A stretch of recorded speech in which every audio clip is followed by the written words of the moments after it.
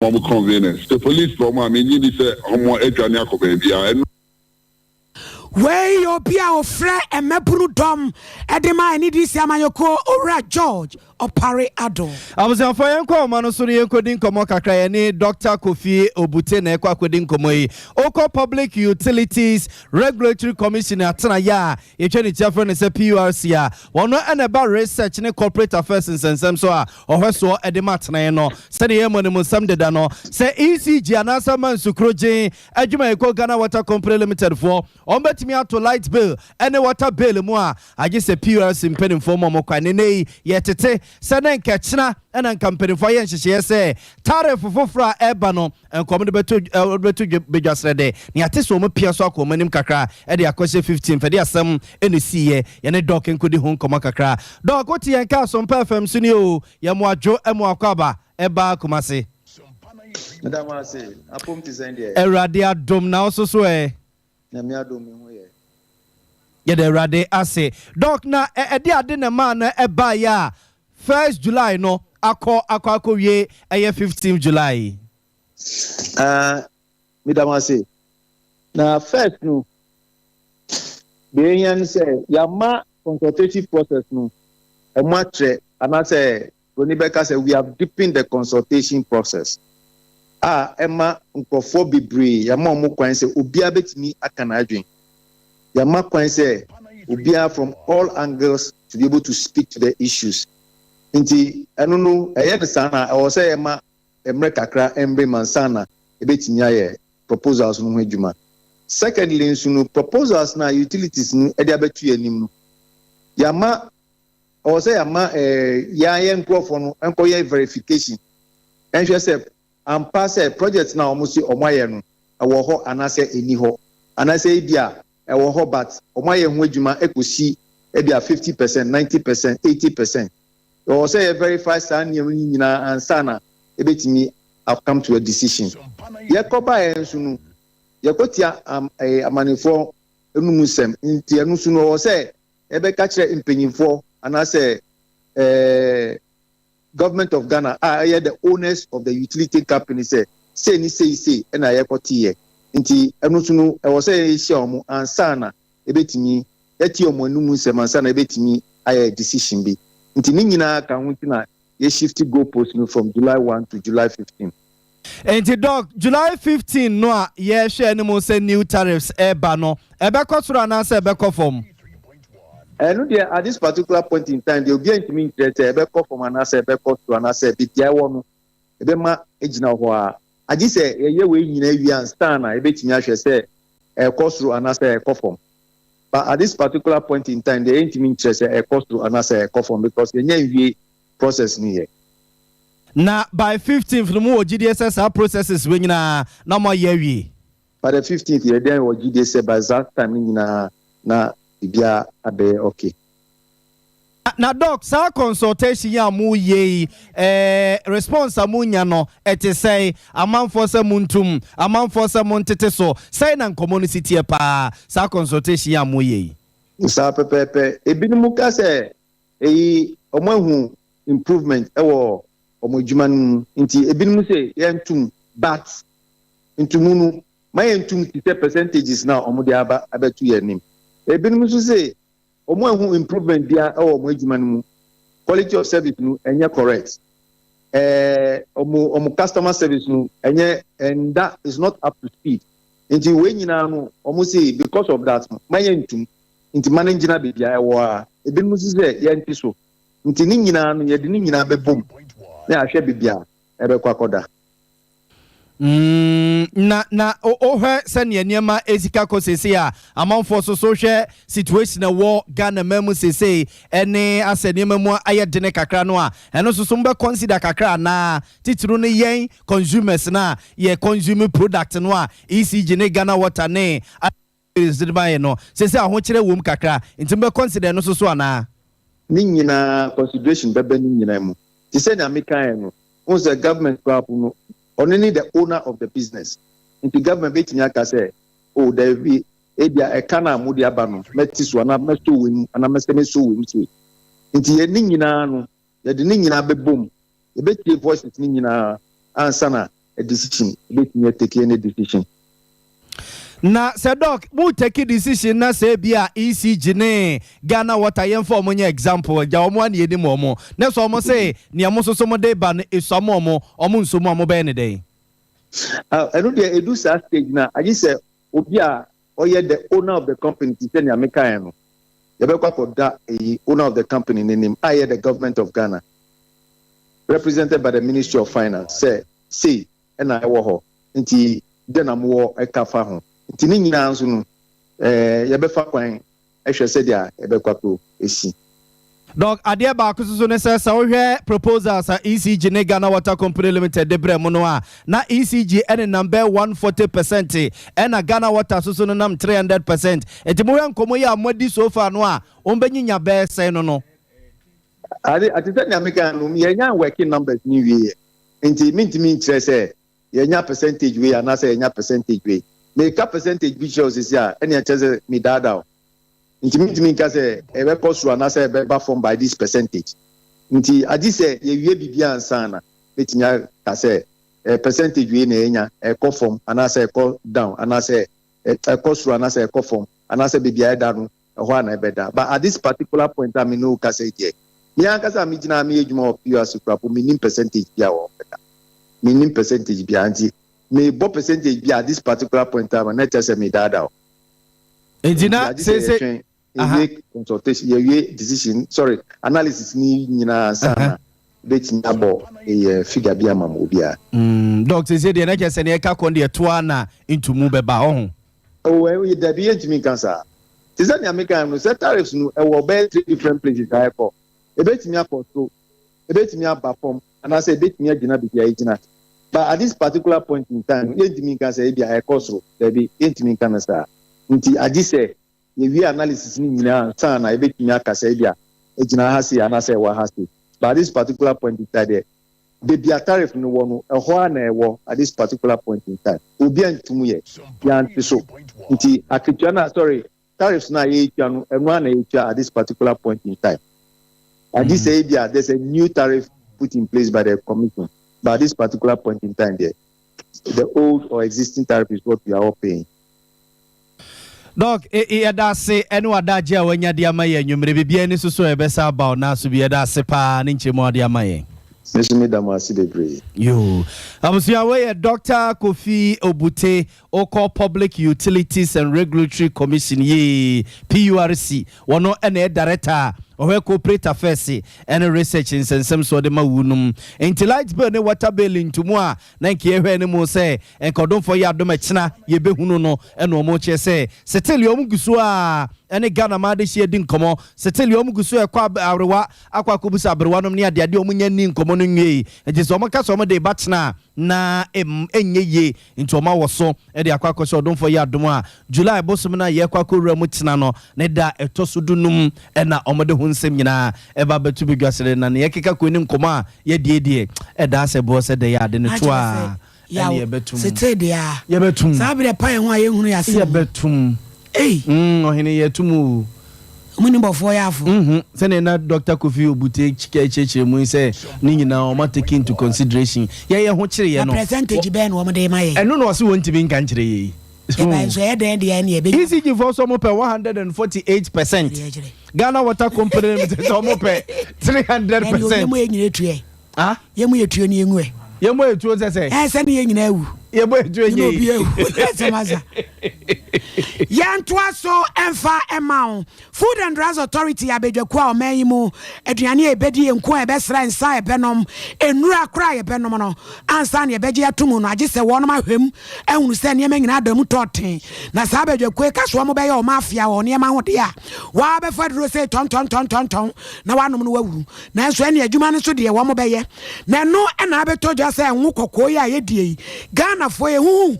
sa na dwowo ebinum de niema efrefrem emanini yese gom sebaifo a ene wo wiawianam eno nam so masabre idie ya frɛ wo soafo a wono epo adwuma e wapomdia so ehunu nyamfo kwakwaje ma manu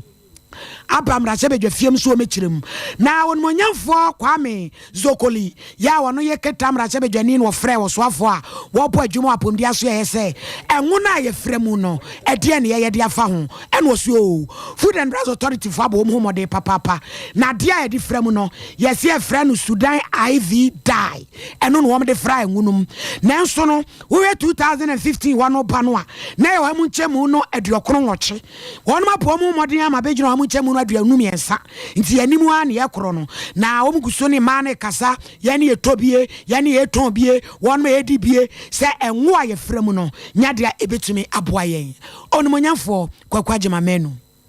One of the regulatory measures employed by the Food and Drugs Authority is sampling and testing of products in trade.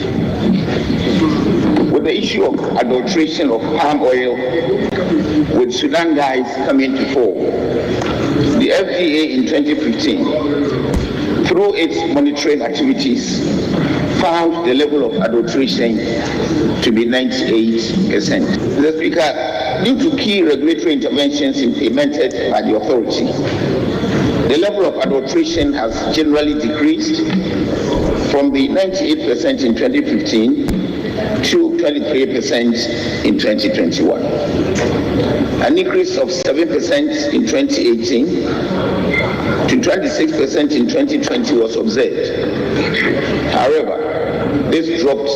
to 23% in 2021. Mr. Speaker, some of the key regulatory interventions employed included the following: intensified monitoring of product safety in transit and trade, including annual nationwide sampling and testing of products, detention, seizure, and mandatory disposal of adulterated palm oils, public education at the palm oil production sites, markets, and sensitization of consumers, sanctioning, prosecuting, and blacklisting of corporate. So, Speaker, other initiatives taken by the FDA include the following: training, in collaboration with Solidaridad West Africa, 4,472 stakeholders, millers, fabricators, mill owners along the oil palm value chain in 4 major palm oil producing regions: Western, Eastern, Central, and Ashanti. On monyafo kwakwagema menu papa mu wi ama mo mane swala enkatre ayayam emu niema ehu chengo no timomra ho wai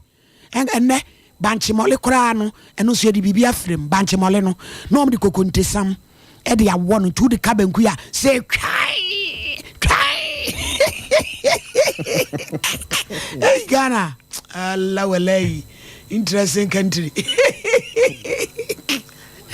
Amusia safe no abeka ho ayi gusu e ka mo se Sompa 93.1 FM yanyume no nsi akase ena se no bia wo bia de gusu a ye de e mamo no se o sunyane ya ha se ye Sompa 98.9 FM Sompa 98.9 FM adwenche no nsusu ye se Facebook junction no so de asia yen Sompa 93.1 FM Sompa 93.1 FM adwenche ena nsusu no mo de ba egusu a ye beka se ne mamo no ye bekenkan e de amamo ye fru owura kwakwagema menu nsensem no so na yefom nko Ghana mpani dada John Dramani Mahama Gonja de Sekonkra wotija tanguma so pro soro wede na tena ye na enadwuma de kase bia koso enkrapomprema ntemo matudin se Think Progress Ghana na ene ana no mo ya mamra ni amani apa hontuma omo eton safre mampeni dada John Dramani Mahama Gonja de Sekonkra wotija tanguma so pro soro wede so womrai na sene o he patetekrem ehu Ghana economy na de mampeni wodi bi nche ni ekika koi eye no anase nkoye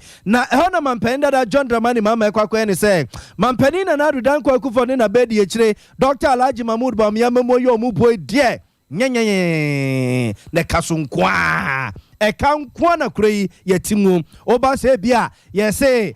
school feeding nom any ade a chese so munye sika nom de akwa nkoda no de akwa caterers na person de anu aduane de ama nkoda na de ya bosia nsam nko a ana mo de Ghana japade anyina so no akwa kosia wowa enti kure etim sese no ahwe da koyetewo ana China fo no a wo mani nkete sa de anye no a ye de plus ne minus de totuo mu de no o ma ba be ka kire se sue ye nsore nko na Ghana no ye de ama o mo so o mo ntikamfa wa ahwe ye ho ne ye be kwa koduru mampenda da John Dramani ma kire se be bia ye gina sese ne de enkoye na mampani na Rudan ko Akufo-Addo so peni ya ne minister no hwe ne sikasem ne ntoto so no wo mo ano papa no yare wafie ne parents yasa wo ma ne nkotre fie no mfa dipa from ra no meboade no chire ne ministers ni bi wonum so mu ntwa taw wo mu nyina gu wonum eja ketua so yi o mafiri honum a kebeboa ne pa. An examination of government's own economic data for the first quarter of this year reveals a very troubling exacerbation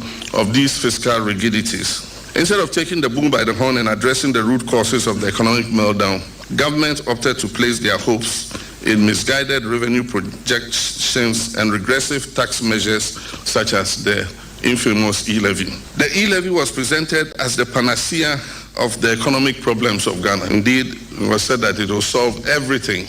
It will do our roads, build our hospitals, give fertilizer to farmers.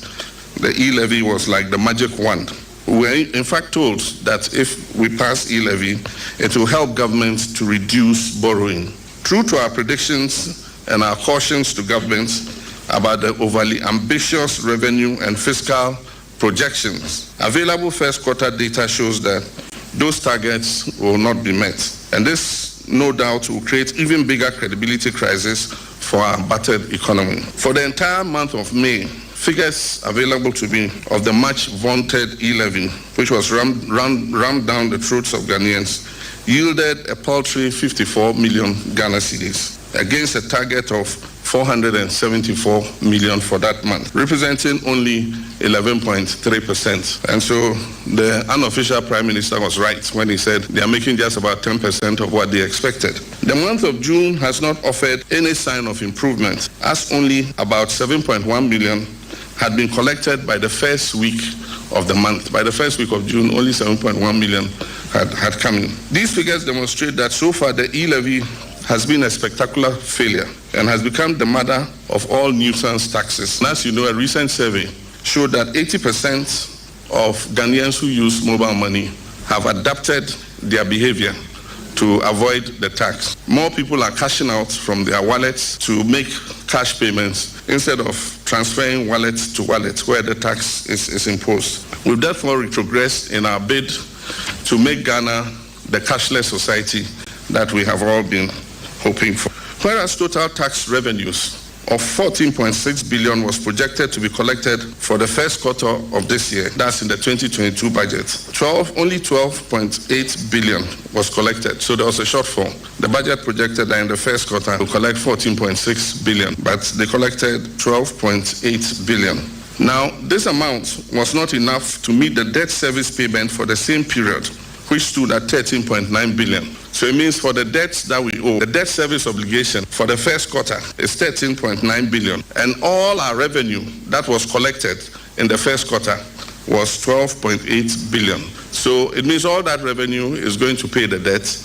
Even more, you need some extra. So where do you get money for wages? Where do you get money for all the other expenditures that government has to make? In other words, all the taxes collected by government in the first quarter of this year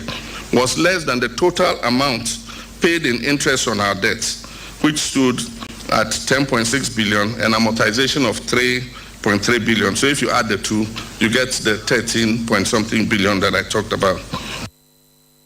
Abusia weya mampeni dada John Dramani Mahama Gonja de Sekonkro Tija Taguma so prosro we dia ne yetene nkano think progress e Ghana for dwumadi ekoso na odesa ansemi ekotu dwawase. Ghana Journalist Association nsɛntwerɛfoɔ yɛnkabɔ mu kuo yɛ wɔ ɔman yi mu Dr. Afemoni ne dwumadie nyina da bena wie yɛ a wɔtwa mu sɛ tete hobo na bisiketi ɛno nti na ɛsɛ yɛto aba ne yɛyi nipa foforɔ abɛte kwabena adwomfoɔ ne wɔwura yi wɔkasa nkasa ɛne yɛyi no ɛne yɛde ne nanteyɛ amantam do nsia ne nyina da mu sɛ yɛnhwɛ ne yɛnto no so aba ampada na ano wɔmde kɔtentam so bunu yi stimi tubi kɔwie aseɛ yɛ kwada nkyi ɛyi mede firi mu yɛ a mama ntoa bani bie chinchim krofon se gu yechi se ye kwoto ebeto amadwumfo nti so de awurade aka no aka ehure nya ne ato amani ya to aba no de amano nenne no aye amane ne amamre nyina da de dwumade de ase ne suggest Joyce Kinsirikum sen en ogina amamre ne mu e de afna e de man we kura ababro en we so ye de dwumade ase ne nsa no wura adwumfo kasa no se wano na bresui se ye bebo nsantwerani na ni pakora fa ne ho akodie ya ye nya ne hwede atwe kai wode mra ne nyina da be ye adwuma se de se na efata ama nsantwero ya ho ye hia en ne ma ye dan mu ne nyina da ababa ya de da na koma so a edi kan papa shawano nso to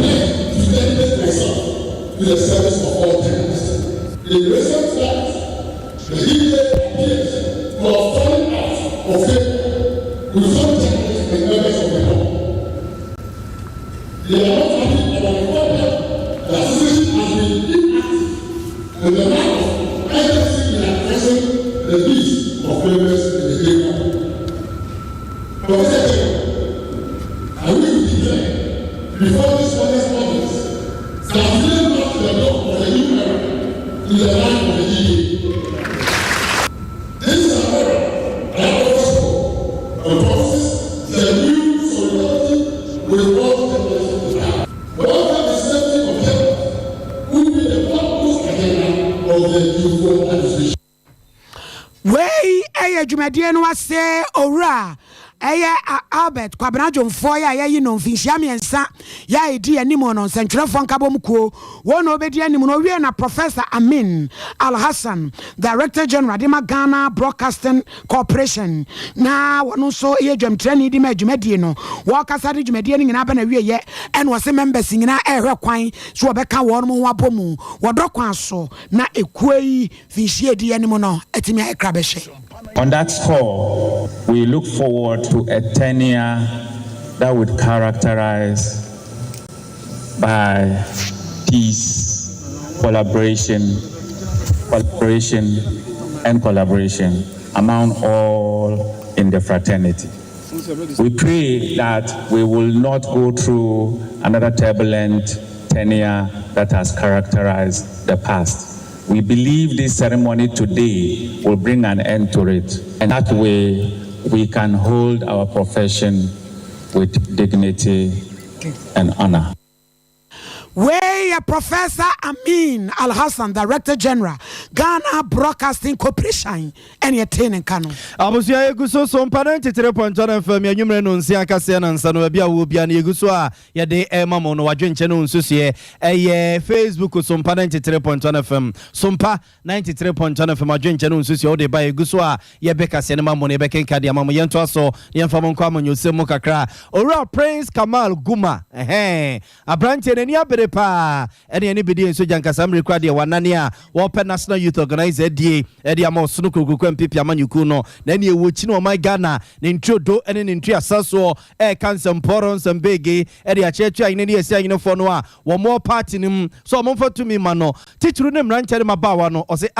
one move feeling no Yadana de Gene say, a Jumanes is Yawa Debano, and Yansam Kitwache Cree, or says, or don't for Yadum, na Kachamada, Bojomoja, dear Mafusane, near Kaboni bianese numpe echecha numpe suna wedi ateta wedi so na NPP for the tumi mano sa National Youth Organizer de edi kan obeye NSA en ya wokọ national a obebie eye National Youth Secretariat na wo ba region so so a obebie bi sara nteba sam na nchen mabawa no omo hawo omo tete omo tepo nyina no eho no mo begie guo no ma hwese ebeye adwuma no mo asoso no se beye na mranche no mo ni begie party no ho papa no ne so performance semchefo na able to Mike Akra. Is a young businessman who was born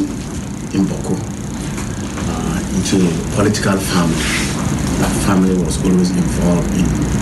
Ghana political struggles even before independence. My family played a very important role in Ghana pre-independence. My grandparents were in the North fight. My grandparents are actually part of the founding fathers of the UGCC party. And one of my grandfathers, Imoro Salifu, was the propagating secretary. And it's on history record that J.B. Dankwa, one of the big six, visited my grandfather in the North and encouraged him to be doing propagating for Ghana to gain independence from the British. My grandparents ended up serving in Buzia regime. Tofiakwa was on the throne. My grandparents served in different kind of positions. Adam Amandi, Imoro Salifu, they all played different ministerial roles in Buzia regime. My father happened to be took a step into politics too from his parents. He served one of the longest. I was away a branch here, Prince Aye Kamal Guma Warpare Youth Organizer D. Or Sunuku Pipi Amanyu Kunwa National and Nana on the Bonkomono. President Dima Ghana National Association of Teachers Senate Reverend Isaac Owusu say a dear Ju Busumi ni de toso adu asan wonum hawo cost of living adawanse ene ekoda no abane nya bibia mfa ho a baabi omu gina ho begina ho e de nkuku ne na asan na de go sans wo mani mu ayeden wo de asami to dwa wo bra na nat investment forum e koso o my Ghana suapon kasie mu e no de asami to dwa se be na kakra ni ye bo abane sese de ne mabo ayeden fam go bo ya pagya mu shentuade ekosoro enuane bo nyina da pan no ya tete su koko a kai 3 cities ya wa me tiwe ya medidie agere 5 cities meji koko 2 na maji tea pan no 2 na maji kose 1 de him na kire sa no panko akoko ni be yi 5 wa wo how papa enu nti aban no enhye da nya bibi pa bi emfam wa wonom na enso ma pono a akwakoye wodaye enu nti me pese mene panipa echeche enkomo ewo asem no ehu. Hello Reverend Eradi asumje nkawo enkawo so na Reverend Adama ka de oye sofui ya anya momobokola ara asamba nesi abi no boboyi samusi ayi strike no mobako na ebusa se ja ka oye sofui peji wani Eradi ananka o mahu ye mobokakra. Oh, let's say, we have Mamika and I was saying, I'm in charity for Nenumre. Now, Minkase, Mapas of Winty, and I was say, you deny medium muna, you cannot cray, actually, you do say, a domina video monimono. And when you hear Omukumono, say, one saw my centemoa, Musumi see a day, you mean, you knew the other two at my 4 hour my mo. It's under say, oh, share. There be inflation. I could do 27.6%. Na officer there. See this one. It's my 4K. Don't lay abono. Emma or that from Ramona. Na a safata. See a catcher mirror say. Or ma at my phone. Cost of living allowance. It be you from my Oh, Reverend, na. Obi bebu sa say free sam bon trani acha kakra munti bibia free aban no ho Andra Michia Deputy Minister of Employment and Labor Relations awo jumedi na se e hona obeka se omo yo ma gesen ko be freye na omo freye no ye mu bia ntumi amba mini ya de tieni da bia na duru no owo wo de anibure e na eka inflation asama yake ade ama inflation akoso pa ya duane kane no dokoro na ke to no 1 Ghana ene ukwa 3 cedi enkan dokoro na ke to 2 Ghana no ene ukwa 5 cedi enti no aban na kata gitu mu se admafo ebre ibi ye de kan ndra no ene ene dey tato a ye de ma admawura yenim ebia etna na dike omuba frey na omudi ya 2 year ene ni asemi aka ne mo mafi samre ko pem se adwada na de tere dia ene ye mo batate enka bio yo Reverend me pacha wo na matchron krata dia ko ewe labor commission ho so makoho me pacha krata po de ya tro yen na yɛtwerɛ November 2, 2021 mpempra me no ka sɛ GUC Secretary General owura yawba ɔno ankasa ɛka no May abra yɛdi adwumayɛfoɔ da no na ɔmampani wɔ hɔ ka kyerɛ no papa no san sɛ ɔsisi bie mpo asan twerɛ krataa bɛɛ na ɔtwe mmiɛnsa ni ɛde akɔma ɔmampanyini sɛ still ade nyɛma te adeteɛ ɛti nkrataa sɛ no deɛ yɛatwerɛ bebree naa Minister sɛ ɔbɛkɔ strike a ma ban no ɛnanso na ɛno nso ma yɛ ho nhyehyɛeɛ saa deɛ no mpo na yɛ na yɛmu bi yɛhunu sɛ National Labour Commission no ɛte ase o National Labour Commission no na ka yɛmu bi nsusuɛ ne sɛ ɛwɔ sɛ wɔn mo piki intelligence wɔn mo yɛ asɔre bi a wɔn mo hwɛ sɛ ntawantawa ɛma adwumawura ɛna adwumayɛfoɔ ntɛm eti fiti bɛsɛ last year yɛ dede eti Labour Commission no wɔn di Ghana ha wɔn mo twɛn ama asɛm asi na ma kɔka sɛ o mo strike no anaa na ma mo tu no ɛyɛ illegal afei deɛ sɛ wɔ BBC na obi sɛ ofi Labour Commission na ɔbɛka kyerɛ sɛ yɛ anam a yɛtu yɛ illegal yɛsɛ bɛkyerɛ ne sɛ deɛ yɛ ne ɛyɛ illegal. Labour Commission Reverend ususu so dwumadi a wɔn die no ɛboa adwumayɛfoɔ. Miss ɛna mɛkyerɛ sɛ sɛ wɔ Labour Commission wɔ ɔman mu a eti Labour Commission a wohwɛ adwumayɛfoɔ ɛna adwumawurafoɔ so no titi last year ana titi May mpo no a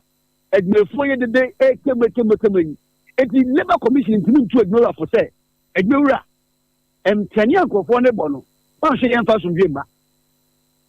eti biri deɛ na bɛtena hɔ sɛ obi ntɔm dɛ wansana abira wɔn mu sɛ wɔn kasa Labour Commission kwana adwumayɛfoɔ a wɔwɔ hɔ no wɔn ho kyerɛ wɔn. And percentage bɛn na ka mo pay yɛpɛ ɔhankyɛm aduonu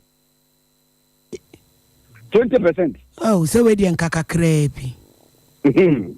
Reverend Sri. Reverend Eti, na say no. Members and where pressure no free on eba na se mususu se bia mumra na aso se se wo mo ye hu bibi. Many said ye domono pressure wo mo de ma ye no. Enye pressure ketwa. Enti enye ye mpanifo na yabo etrim se ye pese ye dede. Enna ni nansa me ni bi general secretary ye ko media bi ase. Nyame nko anka wo ko mo ye free bi dinase. Enti nya dia ye di agro. And yara wasifo yi be free wo mo so ase. Saa na watwi kura ya mu na mo ahwe nso abekwa akodi na ye sere wo. Mu mfa mani ntu we no kakra na mo pese ho no ana aluta no be ye adwuma. Na me pacho se ye fa ye free pen shaben. Enne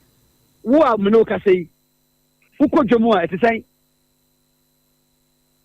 Wo a me no ka sei uko dwomu a etisen.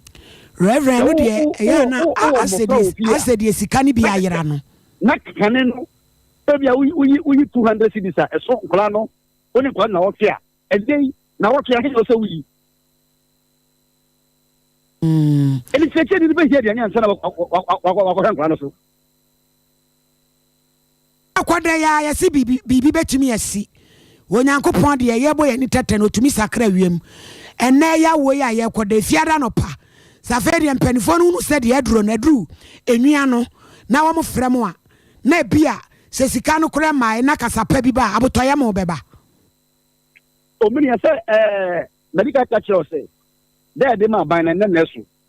enti ye de ye ni se etena fie bibi betmasi na de kiame menda bibi betmasi na de kire kwesiada bibi betmasi ne mo se so duru juada de a na se bibi do be si bi enti na mo bi se tu bi aso no ye betu Reverend we de ye beda se sompa ye beda se pa nwumre si wanya ye ho bre no wa kire mu ye bompa ye se onyame nsakra wiem na nye sa nkoda yi betwire na moji guguro de a ene ye ne ne beba onyame emwa mo ye da se bebre sompa fo eso da mase na me tia ma church for wasante ma to mu gira yo we ye Reverend Isaac Owusu president de Ghana National Association of Teachers yes dem panifo we die nkola betwiro nso ho ya na nka hwe ana wo bentwiro bi ohene mesre wate teacher fu ya semi wa shema no more get you say Ashema. Oh, The former station akwa bia beto e tam. We be preach awia. Yenso station wo no. Asofo a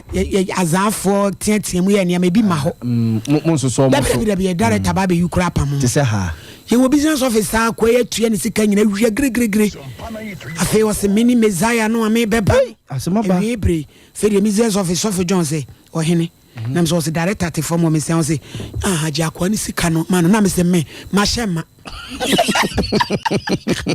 I was here on the note of Mashama Yantuaso. You could saw the more Semona at the more West Africa Examination Council or Matana ye, each other friends away. See any more saying, one more any BNI and no master Somude, I am National Intelligence Bureau, nay, post a Jumana Kabumwa, one more HSR Pobe Bribi. A poor baby benoa and Kode Cocho was yes, ya poor, or more Cocho BC, Besin so enoa, yes, ya porno, or more etuasi a cry. Or would you be dear Cassia because Suncra Pumprimantemo and Mamma, a Wendy Lamtia, or Concra Pumprimantemo, why a catana or horn money about penny our dano, and then some chief wouldn't come on what say. If we now call one more add that pussy for, one more that BNI, National Intelligence Bureau for no, so Mumfifi Moa, and the Muma Bermudium, Nasa for no more touch no afibia po semno omomo den kodwa wonum manta momunyina se bro nyankokwa omo edeja ho fom nkogina mrano. Mr. Chairman, the activities of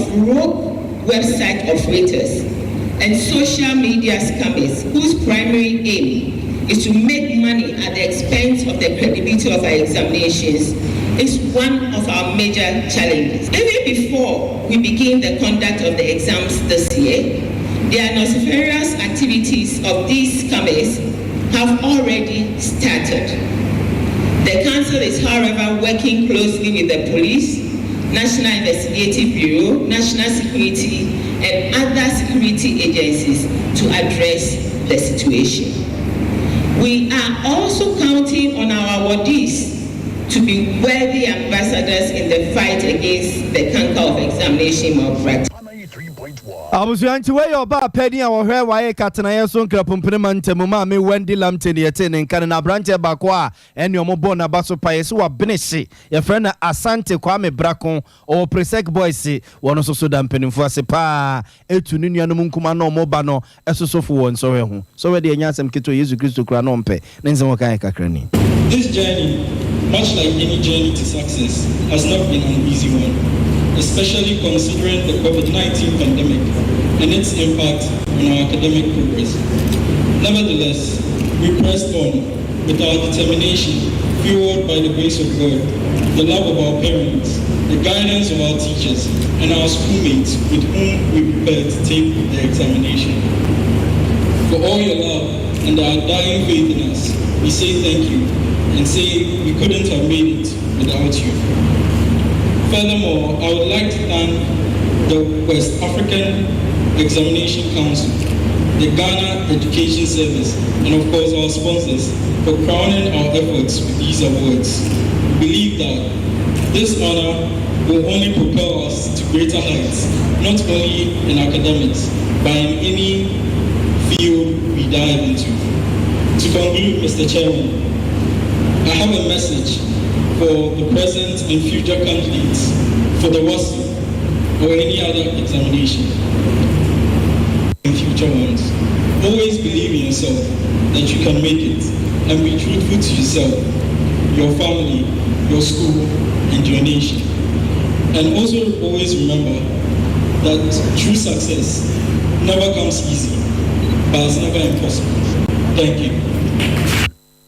I was your way a branch here, Kwame Asante Bracon Yao Kosuku or Preseki Boys here. Why you for Abasu Buju Media one must say, one the Kanye and I bona Basu Honomo, no Susono, that's ye to the animal phone and said, sorry. Yasam Kito was young Swora doing Yanko Pon, Pano no bono said down a boat, down a pan on Enso Bay, was young Honor Hentis already, Yande Papa Biane, Jayasu Soswan and so bended that's a boy, I was so true be. Young Quay, Nimian Forman organized a crime officer for economic and organized crime officer for, or Martin Yachani Chakan say Yoku, no more the Krataba Bonte for. Some Macasan and so Ben are watching, you know, Bosumini, and your na bangi fui, to and class, ye be. efiri china on 1st July eko nyina no se obekọ bank yakwa koyi sika wa account no kra na wo no bank wo no no yese kọ na o Ghana card fa koma wo mu na kwasi brenika ne information bia wo su bia no yanchim enfangu bank nim na kobase bia wo ba bedi dwuma bia se wo be iska se wo kra no di sika ba beto wonom no Ghana card ya na de beba eno nti banks na hyase e bobo dawro nom ne ade a ebi no kra hyase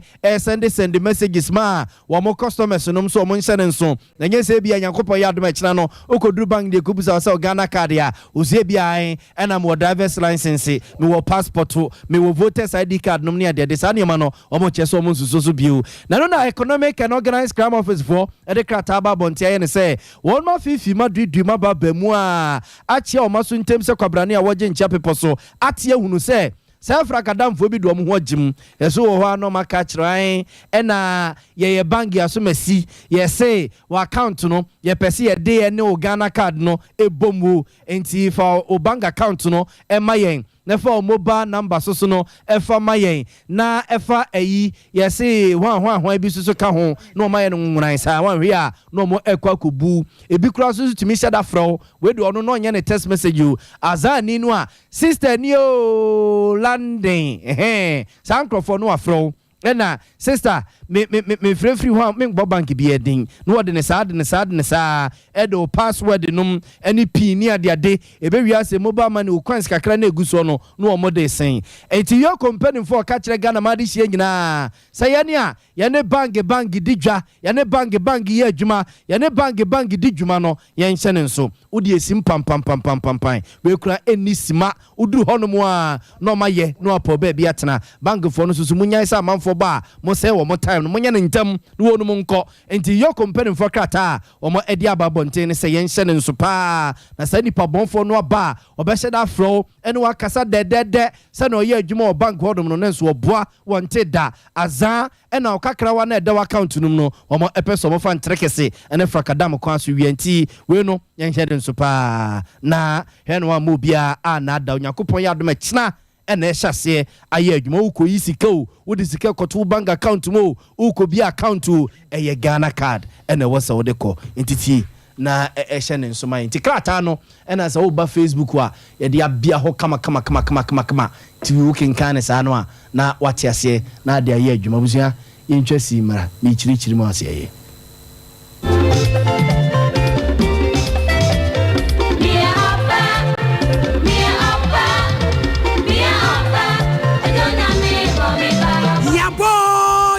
Sompa nkomo abusuafo monimi nyina be ya dwen se enye nipa nyina na sasem ha wo mu a wo mu wakukuduro betran radio so beka wo no mase nanso asam no se yensa ka dia abedwafo ne arefo tiefo ye de anim die be sesa adwene na obi nso ho ato no sompa nkomo yese awade bie ni wa aseye Bible say na obema ni hu oba no wo se a me honam ni na me dompani sete sadia adene ye ware wi a na yesi akire oba ni wiem bema ni wiem de friend is the cheating no ye bewe de de ba Bible say obema beja na ja ho ode ho ba akofam ne yere no ma ye honam kro na fe aden ene ye wade wi a obe ye japade ani kuni bema ye japade ani yere nim awade mu kwase abuo ni nyina ye bewe sompa nkom ye de ye se asem bia fabre ye ne ye tiefo ne abedwafo no bedi ama enti hia me ohini ni ama kranche adazoa sofumami premaini ewo sompa 93.1 FM efiada wey enumre no 9 kopema enumre no nsia ye ne ni ntini ni akukuru bete ya ominima awade sem ye be kyerɛkyerɛ na wawade no ebeye yi sompa nkomo ye se awade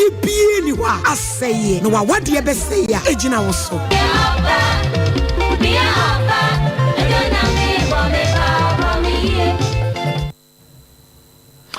Erie wamade share sabre mo da so atie sompa enwumre no sabre mu kase bo sabre de ya yete se prekase ya efitu kroti ho bo afie mu ya toa peten ya ne ya hontakra bebre na ya kofante akwa south ara usem efiri wa bane se bia e bia friend se nso apem so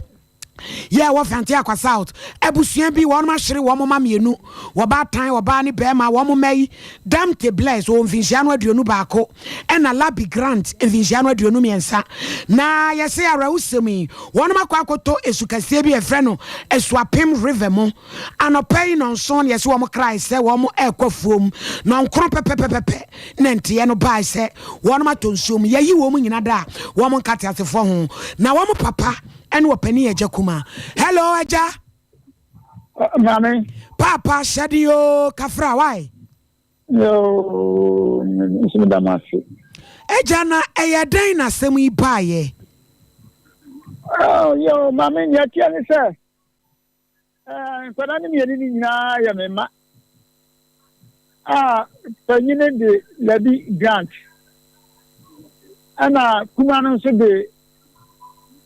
Damte bless.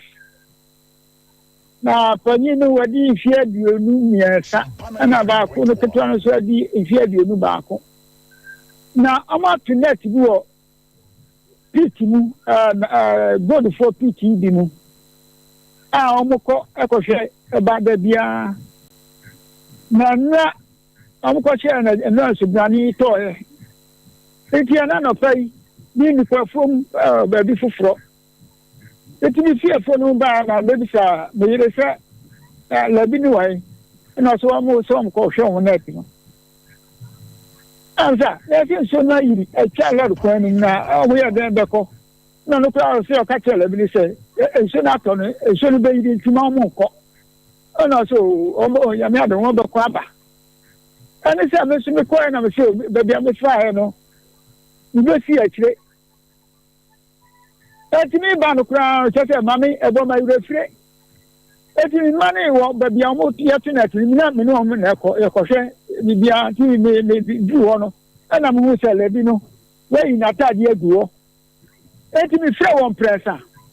o ma respond no Sompa 93.1 ana me di akira asa me ko baby anet no wo no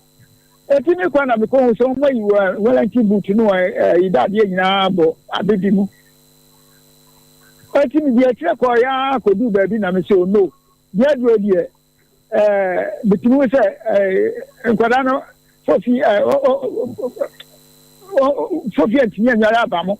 ati me sa ba ti ba fie e na me bo amane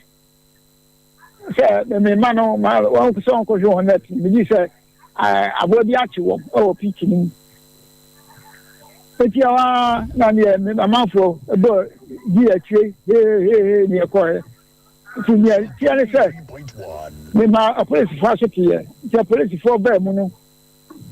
ampa ekoe amamre ekoe ampa ekoe na ke se me ma mi no le bi grant me bless domti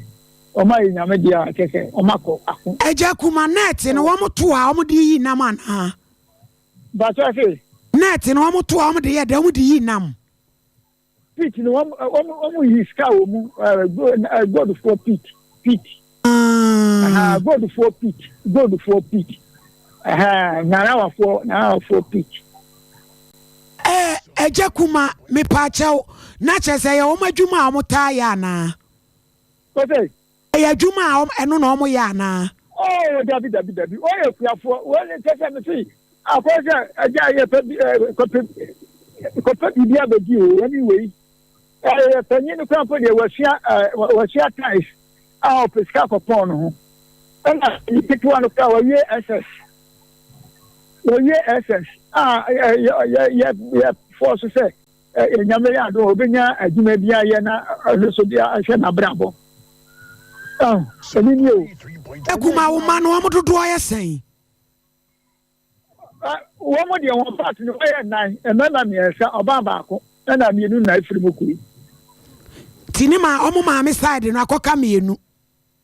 nti wo ma me side no akoka oba baako na bema baako na ese ma saa e fa ho no pani a wo mu ka de wawi ho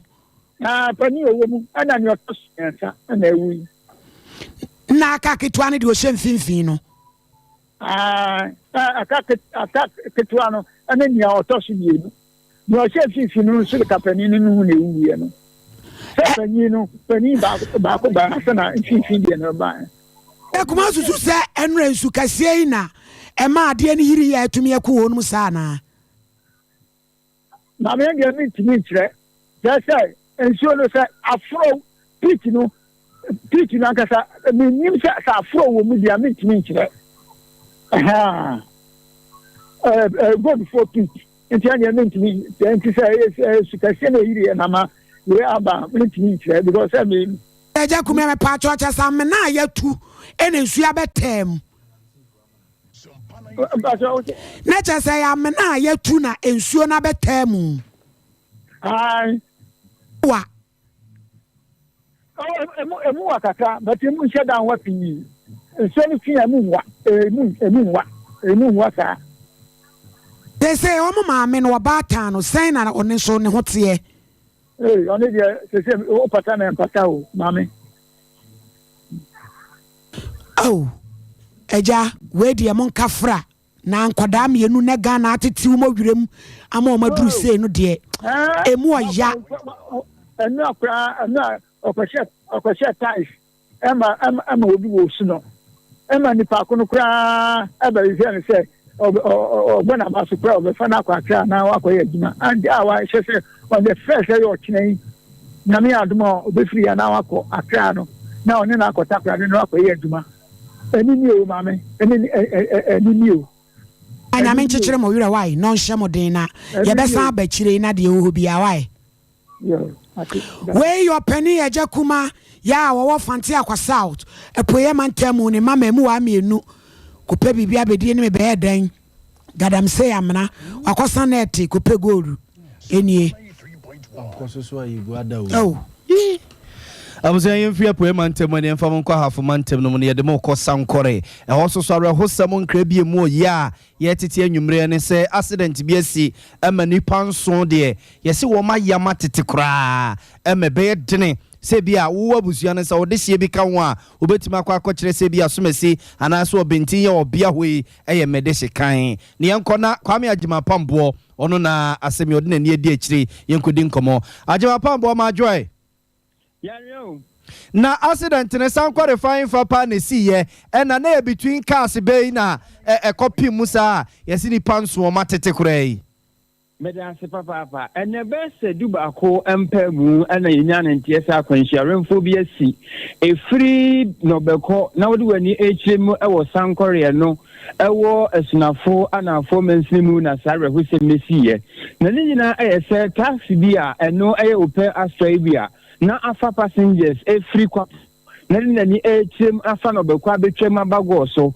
na woni aye track yi de tipa track ya na nso no wafa anya na ono nso edi na ni akyem okwa kwan so ekohie mu a saa akwanhia no esiye na de atia ne se wa bra na taxi no eba no woduru bia bi first de dekrum no shaka bi wo ho ena kwan nso contractors gusu omo ye dendenden nti wo maye kwan ne fa ena fa no mugusu ye nti fa ba ko no ena class na ko ne de eba ni nyina nam so and saa shaka bu ni mu no ena taxi no epie saa tipa track ne so prekope and when I just think we bukla fanchen so we ya na store na ya de say that track ne Asia na and American tentent no fro kwat na sa taxi so ama nipa nso asabre na mo taxi ni mu de won mu nyina kan na wish ko bi anka bia wo mo to nan e won sie do anu so da nchen a sa track na ehuri si sa taxi ni so no anu so tisi form no e na mu ni ya nam so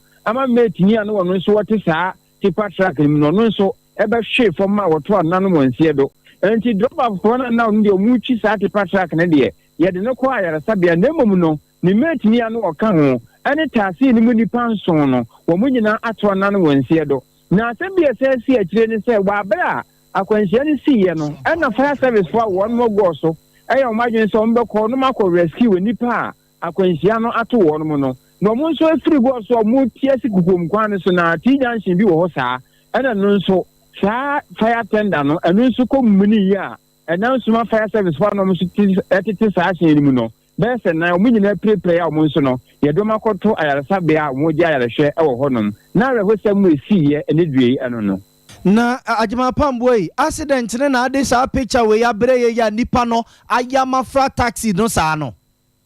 I sa picture na wo ne nipa wo sha said ya na car ye track ni si track na frokot na car ni so si ko emi contented no ntimi ampim wa mana nko na tine mum efro eko seat ase ni so ntimi pe wo mu ni nyina no se wuti o se ohi wo mu nyina sabe wo motetie kaka anim ama obi wo ho a wo nche da hu nipa ban poti a wo ye nti emfoni ni video ahodo amanfo ehu e wo Sompa TV ne Sompa Facebook so no sa pepe na ti akwanhie siye efiri kwapon ne no beko bia bia first de kurom no hu mfoni na hu no Kwame ajima pambo eda se miemfa unsi ana pictures na no odene dodo ye taxi ye fa nipa dodo say taxi de se fa nipa num na ede na kwa 7 na kurase de se fa dukura o de hwe Ghana okro no obobodi no ante okro no so no beko eni dede eni tetrete die medi mienu sa etimi shiaza no beko se sa no abra kokko ne ho eni dede nso abeka ho ewrade mo aye nyame inform currency na we dia no de o ma yama frakra ka no akwakura mafia ebeba so seno so YOC 1 onita wa media na akaba chiri mu awode bremo na ene wa utie kolege ne nkwama obebo ejula abosome de toso mienu ene ye pound to ma no twempa mu kopem no nkron anwumre bia na wo so wetimi agiwani TV so be ye de papa Abusia Team Legacy for so say enka nche mo say ba ne say no ejinam ba ne say ne jinamu pa menka nyai no menka etisi wani je ho ade bra na se opesi ni semo a so series we no ba so Sompa TV enti Nyankopon ya doma kwasi ada achekra don compare mu de na wo share Sompa TV ha say na so no wo de ho aba be shi na messages no am ankama wo o we de kakra bi we ni ntem na bobo soma wo why se we nya you say me pacho say uyo bi a wo fro trotro from KJT to Abuakwa be donko no mienu no miensem wonom na uja ayu you enti eneye se ne enye no messages no Frederick Mestika Isiatica Warrior 21st clinic so kudos to all 21st clinic staff and CEO Dr. Blessed Foster also manager pa Oben Samson was some loud and clear Ashtown downtown Honomo inside Sami Forsen Center near City Key Services was some news papa yeda sepa Governor Brown was in anaya Obama some FM is airborne will be passed 2024 will break the 8 Canadian Japan greetings to Kofi Martin Bupuase Kofi Martin yo yate edamasepa ohini ni say ha Menim ne no open ho Kofi Owusu say fantastic news no hwen from Oshimo yo yate Dr. Babazamu master plan or say NDC for mu ntimi mu o mai ni kwan say so mo so na nchia enkoma Prince Kamal Guma wasu wachia ne pa na nab Ablekuma Central also di bi bai konisa na de emu boso na Sami Kwe ohun Sami Kwe Leviticus Powers kaswa woso so to aso nab kro na wadi bi bai na nab no a Tates Mai also ohwen wa mekom kuma se fantastic no yeda se Anthony Amisa Kwabiri is ye mo kwa ne ye se ba be yo atagifo amate denne Godfrey Donko wono so so de wodo akoma no atu abreza no ubewu wono so ne de no Evans Tutuka eni Steven Intimuba wo mu nyina wo mu de bi ebae eno ano ho nabo no de nabo a da bi nya hwe wo mu nyina aka ho bi ne na ba akufo be send the message aduonu nya hwe wo hene wo bendai oka ho bi ena eso wanye ne za enye ye za ne te wo aso odin si wo hie yi aso odin kuku atoe aso odin so wo ye enye ne o what kind news atem da pen so and what you and what to Aboba Park so kuku ejandon I was on fire focus here in senior sorry ma ketechewo to so some penny pa kuku a wa na pa ho asem asem penny pa wa na pa ho asem wa no kokotu mu ejebuafo ye de musi so see ewie on ya ye de ebesi na as usual yes papa no ha Benedict Santiaboa so oba adwuma ha ena ne madam no kuku Veronica Jandro oba tenten ne ho fe na adwene so nye ti oba twro so oba busa question na we ya watutu bi nso de aidai e de ama ni nua ne de wo yare Koseso mua. One on num Baileys no didi were nkwa no. Afa ne yem say troka. Etu ono so fie. Na na kwa black so anopo ba no de ne huka wira. Ono so ko wa. Na Mrs. Apostle so ko no aduane amani ku. Enti ye gina foforo ya munya no. Ya munya no. No ni do on. No ni do kaka. Na me nua bia me hu na che abena obene wa asantoa papa bi. UK no butuo na friend tetimre mo o dan den friend Abra Angela righteous liver